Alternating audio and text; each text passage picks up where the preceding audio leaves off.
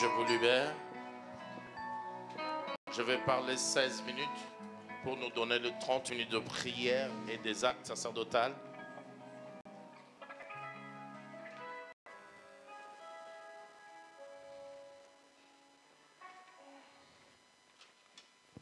Amen.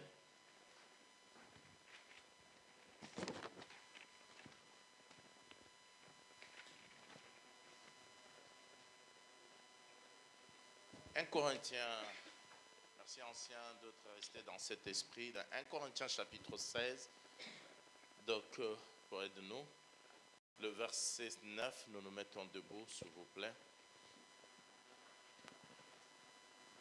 1 Corinthiens chapitre 16, le verset 9, je lis au nom de Jésus. Car une grande porte est d'un accès efficace mais ouverte. Oui. Et les adversaires sont nombreux. Amen. Toute l'église, lisez une fois. Car une porte grande est d'un accès efficace mais ouverte. Et les adversaires sont nombreux. Père, aide-nous pendant les 16 minutes ou les 14 que nous parlons de ta part. Bénis chacun de nous au nom de Jésus. Amen. Assieds-toi. Je veux que ça soit clair dans nos pensées, que personne ne te trompe. Chaque fois que Dieu ouvre une porte, dis-toi que l'ennemi prépare des armes. Chaque fois que tu commences une bonne nouvelle qui arrive, ne sois pas, excuse-moi l'expression, ne sois pas dupe. Je ne parle même pas des ennemis physiques. Je parle d'abord sur le plan spirituel. Parce que c'est le spirituel qui influence le physique. Chaque fois qu'une porte, une grande porte, d'un accès efficace m'est ouverte, les adversaires sont nombreux. Revenons d'abord sur le mot. L'accès efficace. Il y a des opportunités dans ta vie, tu sais que si ça marche, ta vie change. Moi qui ai vécu en Afrique, il arrivait, vous qui êtes nés ici, vous ne pouvez pas comprendre. Il arrivait deux fois que dans certaines familles comme le nôtre autrefois, on se disait, si Dieu peut m'ouvrir la porte de l'Europe. Et tu vois, quelqu'un pouvait jeûner, prier. Il savait qu'il y a eu des gens en arrivant en Europe, ils ont aidé leur famille à sortir de la pauvreté, à sortir des difficultés, à sortir. Il dit, c'est une porte efficace. Mais devant chaque porte grande et efficace, je t'informe que les adversaires sont toujours nombreux. Et dans ces adversaires-là, comme je parle des ennemis qui sont invisibles, ils sont invisibles, mais ils peuvent agir d'une manière subtile.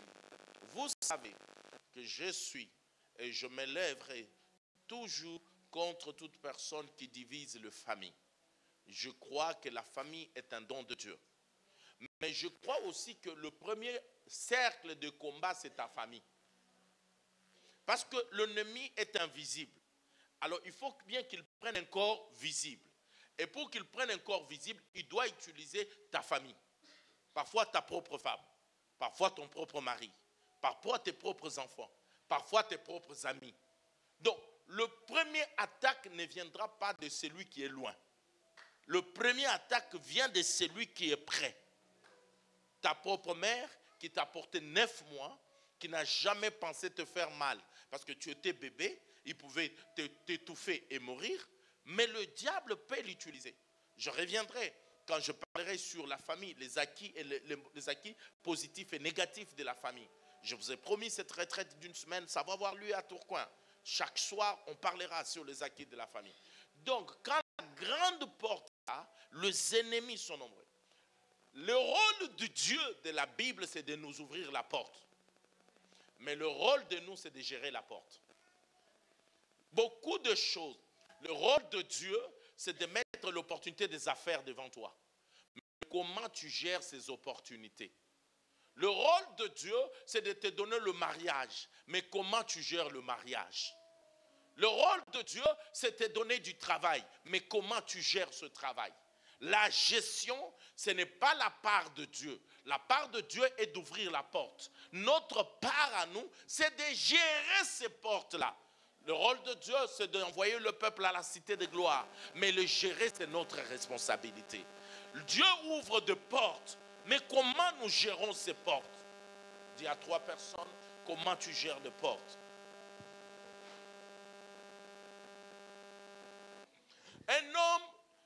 qui est béni ou une femme bénie doit avoir l'attitude d'un bon gestionnaire. Le monde n'a pas été sauvé, je parle du monde dans le plan commercial. Ce n'était pas un prophète qui les a sauvés, c'était un gestionnaire et il s'appelait Joseph. Tout bon gestionnaire sauve beaucoup de choses. Le rôle que nous devons savoir avec le combat qui peut être devant nous, c'est savoir gérer. Et savoir aussi détecter ce que j'appelle le stratégie du monde du ténèbre. Parce que le diable a des stratégies. Et si tu ne les détectes pas, ces stratégies, tu vas tomber dans le piège. Le problème, c'est que mal connaître ton ennemi, c'est t'exposer. Mal connaître ton ennemi, c'est te mettre tout simplement à sa disponibilité. Regardez Moïse, j'insistais hier. Moïse est né, quand Moïse est né, qu'est-ce qui se passe? Quand il jette le bâton et Jambres et son collègue aussi vont jeter. Dieu ouvre une porte, eux aussi vont ouvrir une porte. Eux aussi vont mettre une stratégie en place. Laisse-moi te dire, tout est dans l'esprit spirituel. Daniel est en bas en train de prier, en train d'invoquer Dieu, mais il ne sait pas que là, le prince de Perse s'est levé, il est en train. Nous jeûnons 21 jours, mais si Dieu t'ouvrait les yeux, tu ne sais pas que des portes sont en train de s'ouvrir, les attaques sont en train de se faire, les choses sont en train de faire, parce que nous sommes en jeûne et prière, comme Daniel.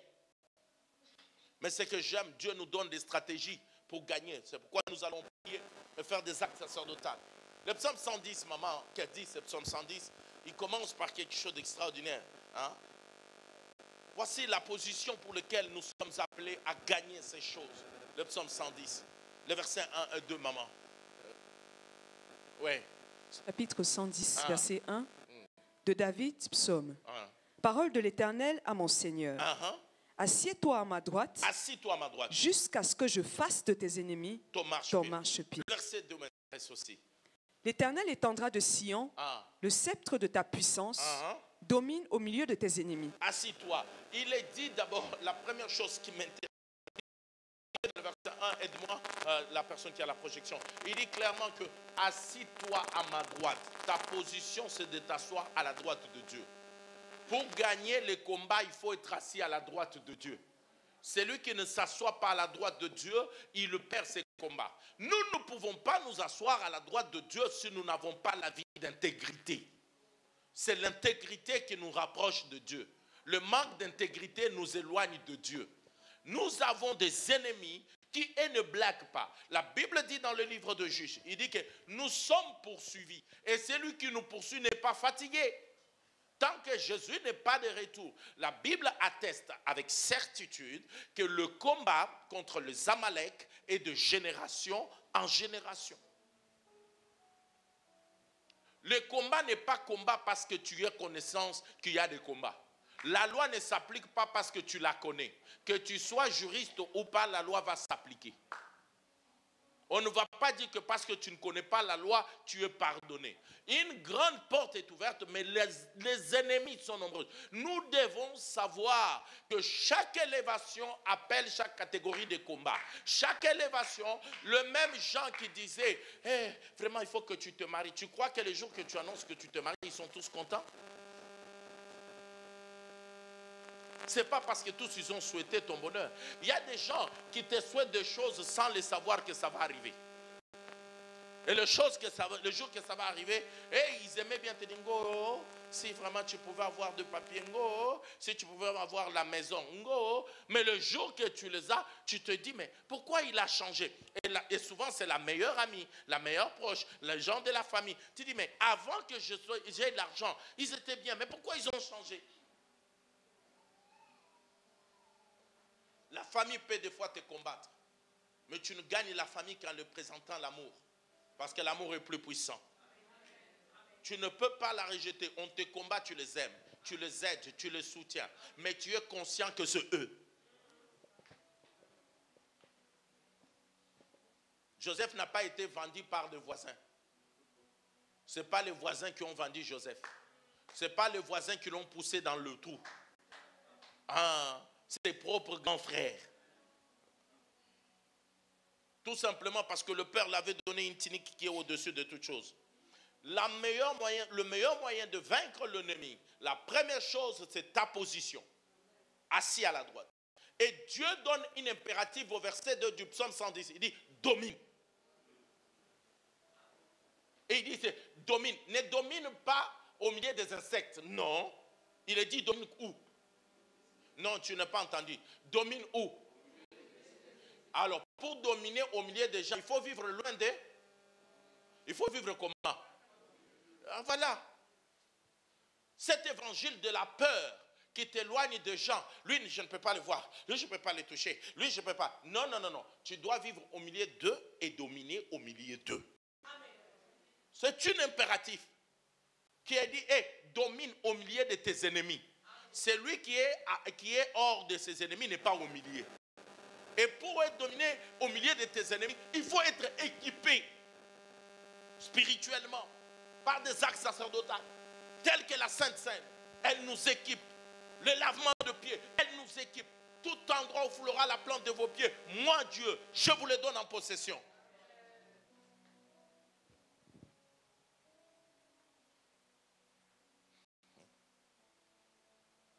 Et pour gagner ce genre de combat, il faut que nous arrêtons le christianisme de façade.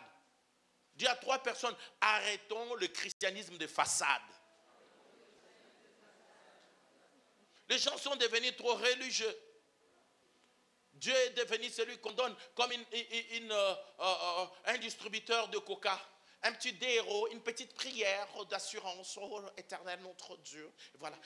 Un petit déhéros, une petite canette.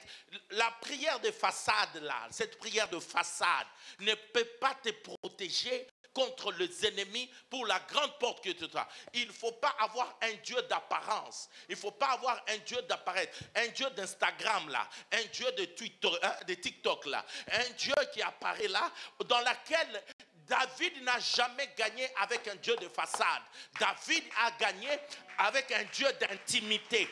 Un Dieu qu'il connaissait dans la forêt. Le combat contre Goliath, on ne le gagne pas avec la façade chrétienne. Moi, quand je dors avec ma Bible. Et je la tiens comme ça. Et je sens une paix qui entre. Ce n'est pas le Dieu de façade que tu peux gagner ces combats.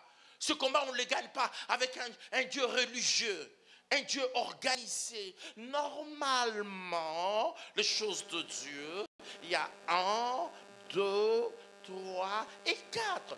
Et un Dieu dont on doit être bien vu. Imaginez ton Jésus que tu pries. Il voit un aveugle, il appelle, il crache. Il prend la boue, il commence à mélanger. Et toi, tu vas assumer sur Instagram que c'est ton Jésus, que tu pries dans son église. Et il mélange. Et même au lieu de mettre la salive, il met le crachat. Et il prend du temps. Et il prend le temps pour mélanger. S'il était africain, on disait que voici les rafias. Mais c'est Jésus qui faisait ça. Ce n'est pas le prophète. Ton Jésus, il va dire à un homme de Dieu, il dit, hé, Osée, lève-toi, va épouser une prostituée. Et il prend une autre. Ton Jésus là, il est celui qui a dit à Ézéchiel, ta femme va mourir, mais ne pleure pas. Mais il dit, mais quel est ce Dieu? Oh, moi ça me fait peur. Oh, il est sans compassion.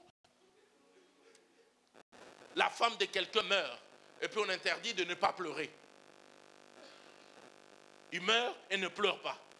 Et qu'est-ce que ma femme elle a fait? Parce que j'ai trouvé que tu l'aimais beaucoup plus que moi. Juste parce que tu l'as aimé beaucoup plus, il fallait qu'on les tue.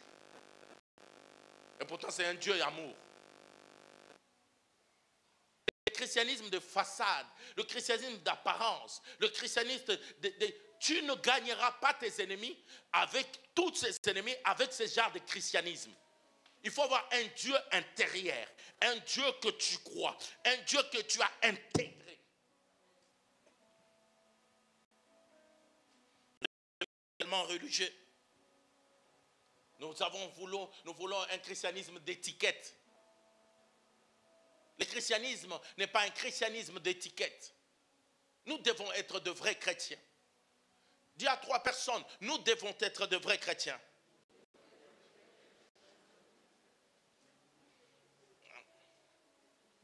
Regardez, le diable attaque un homme puissant, un homme bon. Vous savez, parfois on est un bon chrétien quand tout va bien.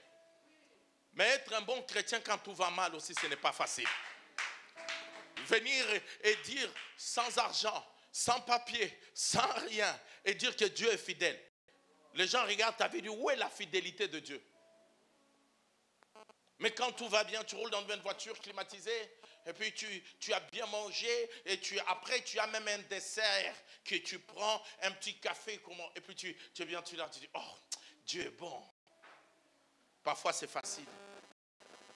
Mais nous voulons un Dieu que nous gardons dans toutes les saisons.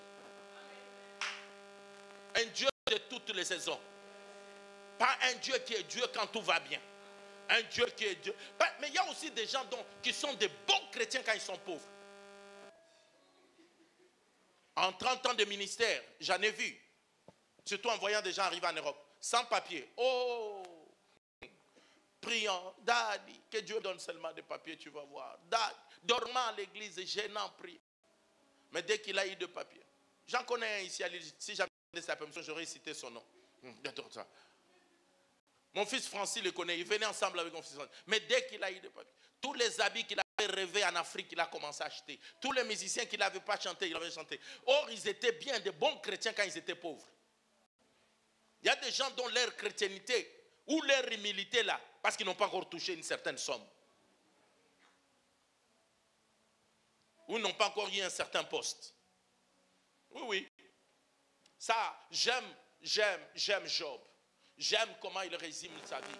J'aime l'attaque du diable. Le diable est stratège. Le diable utilise parfois le membre de famille. Il utilise parfois ton mari. Il utilise parfois ta femme. Il utilise parfois ton entourage. Et il peut utiliser, s'il n'arrive pas à t'avoir par brutalité, il peut utiliser la douceur. Il peut utiliser toutes les méthodes. Mais laisse-moi.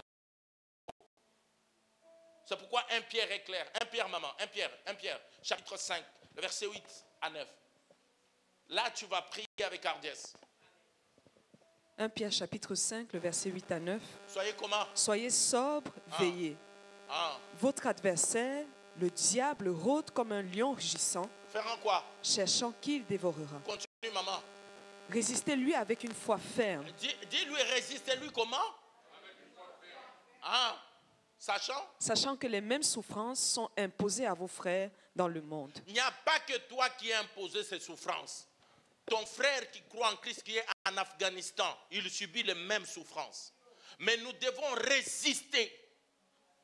Résister. Le diable utilise toutes les méthodes. J'aime la résistance de Job. Écoute, c'est que c'est une femme. Ce n'est pas une femme ça. Écoute ce qu'elle dit. Maman, Job chapitre 2, le verset 9. Une femme ne peut pas... Bon, c'est une femme, mais ce n'est pas une épouse ça. C'est une femme. Job chapitre 2, le verset 9. Sa femme lui dit, tu demeures ferme dans ton intégrité, maudit Dieu et est-ce meurt. qu'une femme peut... Bon, c'est sa femme, mais ce n'est pas une épouse. On peut être la femme d'eux, c'est un titre, c'est une marque, c'est une manière d'apparaître. Tout simplement, Ésaïe dira que 6 femmes diront à ces jours-là, laisse-nous porter ton nom. Mais nous dirons que nous sommes le femme d'eux. C'est sa femme, c'est la femme, mais ce n'est pas une épouse.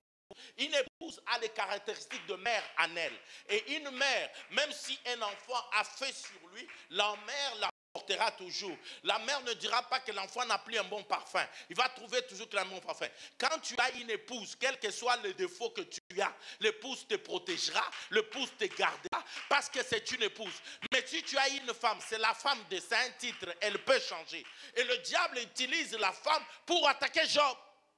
La femme, c'est celle qui est bien avec toi quand tu as des moyens. Et quand tu n'en as pas, elle ne te considère pas. Qui a dit que quand un homme n'a plus d'argent, tu dois lui parler avec hauteur? Esprit de Jézabel sort. C'était une femme qui parlait comme ça. On ne respecte pas l'homme à cause de l'argent ou à cause de sa position ou à cause de ceci. Tu l'as accepté, tu lui dois du respect. Personne ne t'avait mis là pour l'accepter. C'est toi-même qui l'as accepté. Dès que tu as dit oui, c'est fini. Tu demeures ferme. Écoute, tu demeures ferme dans quoi? Dans ton intégrité. Écoute encore ce qu'elle dit. Elle dit quoi? Maudit Dieu et fait quoi? Au lieu de dire maudit Dieu, nous mourrons. Elle dit quoi? Meurs. Que moi j'aille épouser notre mari. Mais un homme comme Adam, quand la femme fait quelque chose de mal, quand il sort du jardin, il amène Ève avec lui. Ça, c'est un homme père. Maudit Dieu et meurt. Ne dis pas que je suis ton mari, je suis ta femme, comme les choses sont difficiles, maudis-les, nous mourrons ensemble parce que nous avons la même souffrance. Non, c'est toi qui intègres à ton Dieu, maudis-les, meurs. Parfois, dans les moments difficiles, les gens te diront, maudit Dieu, parce qu'ils savent que c'est lui ton bouclier. Et ils savent que si tu quittes, c'est lui qui repose sous l'abri du Très-Haut, repose à l'ombre du Tout-Puissant. Je dirai à l'Éternel, mon refuge, ma force terrestre, mon Dieu en qui je me confie. Alors si je maudis Dieu, j'irai où? Job répond. Job, lisons ensemble la réponse de Job. Mais Job lui répond, 1, 2, 3. C'est une femme insensée. Quoique nous recevons de Dieu le bien et nous ne recevrons pas aussi le mal. En tout cela, Job ne pécha point par ses lèvres. Job lui répond avec une belle conclusion. Chez Dieu, je peux recevoir le bien. Chez Dieu aussi, je peux recevoir des souffrances. C'est ça un vrai chrétien. Tu t'attends de Dieu le bien et tu t'attends de Dieu la souffrance. Mais toute personne qui a cette attitude, Dieu le rend le bonheur plus que ce que tu avais avant. Job a été récompensé encore par Dieu. Dieu lui a donné plus que ce qu'il avait avant. Parce qu'il ne s'est pas dit, je suis chrétien parce que tout va bien. Je suis chrétien parce que tout va mal. Je suis chrétien parce que tout va bien. Je suis chrétien en hiver. Je suis chrétien en été. Je suis chrétien à l'automne. Je suis chrétien en printemps. Je suis chrétien en Afrique. Je suis chrétien en Europe. Il y a des gens qui ont la chrétienité géographique. Ah, nous partons en voyage, chers amis. Ce qui se passe ici ne doit pas se dire à la cité de gloire. Ce qui se passe ici, là où on est ici, là, le Dieu de Pasteur Papy est resté à Lille. Mon Dieu vous accompagne partout et il voit tout ce que vous faites, même si moi je ne vois pas. Mon Dieu à moi voit partout et il va vous accompagner partout parce que c'est un Dieu transportable. Il était avec Dorcas en Malaisie. Mon Dieu à moi était là-bas en Malaisie.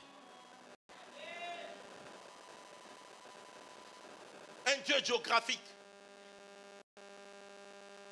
Laissez-moi vous dire, cet évangile est véritable. Quand elle est prêchée du haut de la cette chair, c'est pour que la vie de quelqu'un. Nous allons résister au diable dans toutes ses méthodes. Nous allons prier, même s'il vient par la douce voix. Si ce n'est pas conforme à la parole, nous dirions non. Même si tu utilises le français bien organisé, l'anglais bien structuré, ou mon dialecte de Chiluba, pour m'avoir sur des principes dont le fondement n'est pas biblique. Même si tu parles comme la femme de Job, et que tu parles que je suis dans les difficultés, mais mon Dieu n'est pas en difficulté. Il dit, 1 Pierre nous dit, résistez-le. Nous allons prier pour le résister. Parce qu'une grande porte nous est ouverte. Quel que soit le nombre des ennemis, la porte nous allons bénéficier. Nous allons prier avec la capacité spirituelle que Dieu nous a donnée ce soir. Je vais dire à quelqu'un, la porte qui est ouverte, l'ennemi est là, mais il n'a pas la capacité de la fermer. Paul dit, une grande porte m'est ouverte. Mais l'ennemi, ils sont là, mais ils n'ont pas la capacité d'aller fermer cette porte. Parce que la Bible déclare, le Dieu que je prêche, quand il ouvre, personne ne ferme. Quand il ferme, personne n'ouvre. Il est celui qui a les clés de David entre ses mains. Il a déjà ouvert la porte du travail, la porte des enfants, la porte de mariage, la porte de l'élévation. Les ennemis ont le droit d'être là, mais ils n'ont pas le pouvoir de fermer la porte que Dieu a déjà ouverte. Mets-toi debout. Dis à ton voisin, laisse-moi d'espace.